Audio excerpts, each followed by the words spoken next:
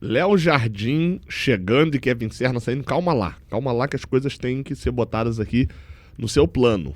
Eu sou Gabriel Amaral, sou jornalista e sou tricolor e vamos embora para mais um vídeo aqui do canal Raiz Tricolor. Você deixa o like aqui embaixo, se inscreve aqui no canal.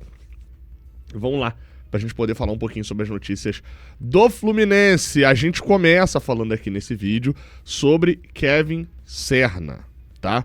Isso porque o Narciso Algamis, que é dá pra dizer um dos empresários, ou pelo menos dos... É o empresário, né, do Kevin Serna, trabalha ali como representante, etc. Ele deu uma entrevista pro programa L1 Max, que é um programa peruano, tá? Esse programa peruano entrevistou o Narciso Algamis e ele falou sobre o Kevin Serna. Chamou a atenção uma específica fala dele sobre o jogador, dizendo que um clube mexicano, um clube argentino, um grande clube argentino tá atrás do Kevin Serna. E a gente vai botar aqui o trecho, tá? Eu fui buscar lá no canal, fica aqui o crédito ao canal L1 Max, né, que é justamente lá do Peru, Hablemos de Max, né, essa expressão até um pouco comum lá no Peru, né, Hablemos de, tipo, precisamos falar sobre, né, alguma coisa assim. E aí o Narciso dá a entrevista e ele vai ser perguntado sobre o Kevin Serna. Veja aí, pra quem tá só ouvindo, tem legenda traduzida automaticamente em português na tela.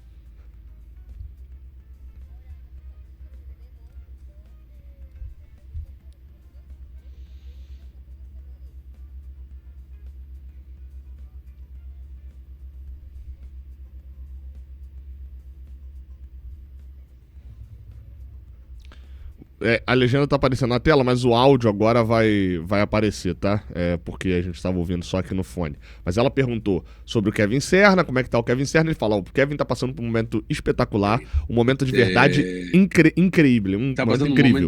La verdad, un momento increíble, Kevin, sinceramente. Muy bien. Y Kevin, hay un par de cosas.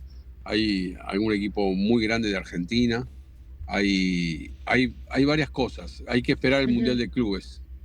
Porque es como la vez pasada hablando con el presidente de Fluminense, que si Kevin juega contra el Borussia Dortmund y hace 3 corridas de la que él hace, de la zancada, de lo rápido, usted no se imagina lo rápido que está ahora, está más rápido que antes, y fuertísimo está. Hace 3 corridas como esa y puede pasar cualquier cosa. A legenda traduziu errado, tá? A legenda traduziu como 3 corridas, tipo, 3 anos atrás. Mas o que ele tá querendo dizer é o seguinte, se o Kevin Serna der 3 piques, né, 3 corridas, como daquelas que vocês sabem que ele dá, né? E fisicamente ele tá muito melhor hoje em dia. No Mundial, contra o Borussia Dortmund, as coisas podem acontecer. Pode acontecer qualquer coisa com ele. Claro. Puede ser una vitrina también importante para que se vaya a otro equipo, ¿no? No, y sale, Claro. Alianza tiene un porcentaje, ¿no? Sí. ¿Y está pendiente de Alianza? ¿Lo está viendo Alianza? Siempre está pendiente de Alianza. Siempre, olvídate. Siempre. Aparte, acordate que también está Freites ahí. Claro. Al margen que está Ignacio. Siempre está pendiente de Alianza. Siempre. Sí, me imagino que tiene los dos, contacto. ¿no? Sí, Los no. dos. Me perguntou se ele tá vendo Pendientes. coisas sobre a aliança. Exactamente. El Flaco también. Freites pendiente. No. No, siempre. Y Serna dice que siempre me dice, Narci, algún día vamos a volver a Alianza. Me dice. Ok, te lo menciona siempre. Lo tiene Lo que pasa es que sí, lo que lo pasa tiene es que claro. si bien estuvo un corto tiempo, Sí, pero dejó una huella. Importante. E aí, enfim, ele segue a entrevista falando mais sobre o Alianza. Acho que até, enfim, não era muito a pauta deles, né, diretamente. Mas eu penso, pelo menos do lado de cá, que eles poderiam ter até investido um pouco mais em saber sobre a situação de que negócio é esse do Serna indo para um grande equipe da Argentina. Serna veio por um valor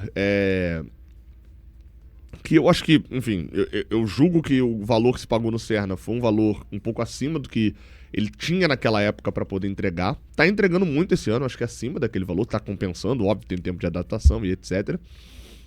Mas, assim, a gente precisa saber agora que tipo de grande equipe argentina é essa, etc.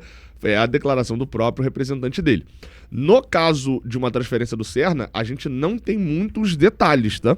A gente não sabe exatamente quanto se pagou pelo Serna exatamente, né? Tipo, na prática ali, pelos números oficiais, né, o que a gente tem de informação é que o Serna foi comprado do Alianza Lima por 10 milhões de reais, é o que a gente tem de números oficiais no balanço, e também por números oficiais do Portal da Transparência de que o Fluminense tem 70%, que na verdade são 60%, porque tem aquela comissão de 10% do empresário. Então o Fluminense tem 60% e gastou 10 milhões de reais nele, tem contrato até 2027. Esse é o cenário atual do Kevin Serna no Fluminense. E aí? Vender Kevin Serna, o Mundial pode ser, né, uma grande vitrine. Sobre o Léo Jardim, cara, não vou me estender muito aqui, mas muita gente veio hoje durante o dia perguntar: Gabriel, Léo Jardim é o goleiro do Fluminense? Então, vamos lá, tá? Vou conversar com alguns amigos vascaínos, entender um pouquinho melhor a situação, etc. E, cara, o que tem acontecido é o seguinte: notícia do Joel Silva, um repórter bem competente, cobra o Vasco já há um bom tempo.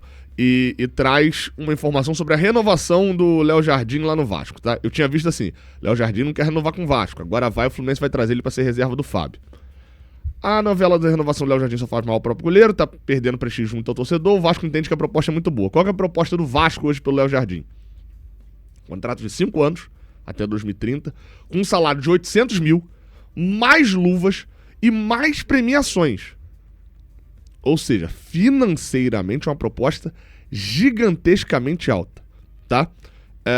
Tem uma notícia do Rod Silvério, aí esse eu particularmente não conheço, tá? Então não sei o tamanho da confiabilidade, que ainda diz que o staff do Léo Jardim ainda teria solicitado que essas luvas que estão aqui no contrato fossem pagas integralmente à vista, e o que o clube queria parcelar. Então assim, financeiramente a proposta pro Léo Jardim teria que ser muito, estrondosamente boa pro Fluminense trazer.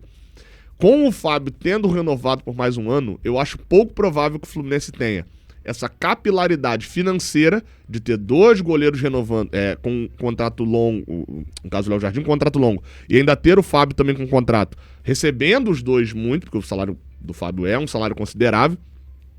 Por outro lado, também acho pouquíssimo provável que o Léo Jardim, nesse momento, topasse vir pro Fluminense para ser reserva por mais um ano do Fábio, sem saber se o Fábio vai jogar até 50, porque o Fábio é absurdo. Então acho que esse cenário atual, gente, me parece, a minha visão é que não é o Léo Jardim não deve hoje, o cenário de um Léo Jardim não vindo pro Fluminense, tá?